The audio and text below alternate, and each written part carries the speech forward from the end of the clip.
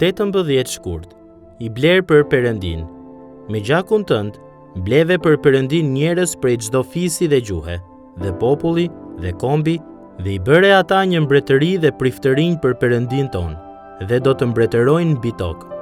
Zbulesa 5, 9 deri në 10. Në kolegjin biblik ku studiova, ishte edhe një kandidate për misionare nga Walesi, e quajtur Mary Fisher. Ajo po studionte gjuhën shona, që të mund të jepte mësim djemve dhe vajzave të reja në Zimbabwe. Pa kohë pas mbërritjes së saj atje, në shkollën ku ajo jepte mësim, ndodhi një bastisje terroriste. Bashkë me shumë mësues dhe fëmijë të tjerë, Maria nuk mbijetoi. Jeta e saj u shua në atë sulm. Megjithatë, edhe pse vdekja e saj ishte tragjike, jeta e saj kishte dëshmuar për gëzimin e pakrahasueshëm të shërbimit ndaj Perëndis, jo vetëm këtu, por edhe në përjetësi.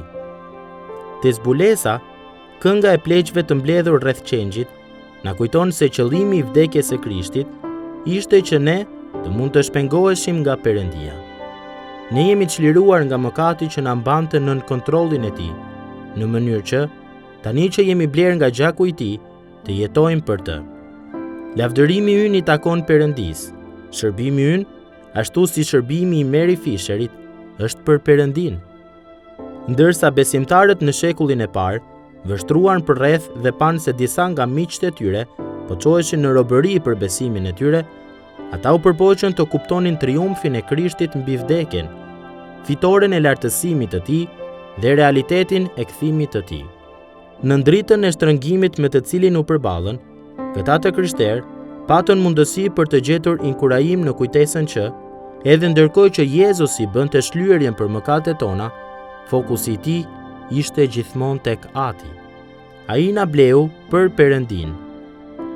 Si t'ju kuptojmë ndryshe tragjeditë që tregohen në biografitë e misionarëve, apo të shpjegojmë kaosin e dukshëm dhe të shfrenuar që shfaqet në vdekjen e martirëve?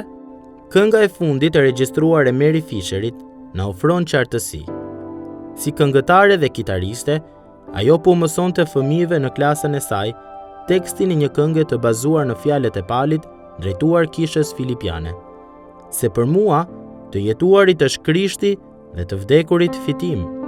Filipianëve 1:21. Kënga thot: të ecësh në shtegun e tij dhe të mbash dorën e tij është rruga e paqes dhe e gëzimit. Kjo këngë nuk është gjë tjetër përveç se retorik boshe, veç në qoftë absolutisht e vërtet ajo që na thuhet te zbulesa 5, se Jezusi shkoi në kryq për të na bler për Perëndin. Zbulesa 5 është absolutisht e vërtet.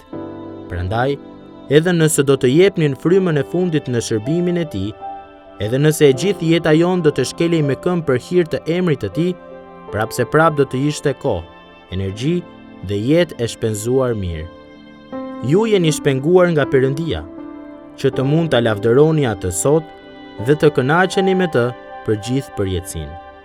Pavarësisht se me çfarë mund të përballeni, siguroni që ta jetoni çdo ditë duke pasur këtë si pasionin tuaj më të madh dhe qëllimin tuaj më të lartë.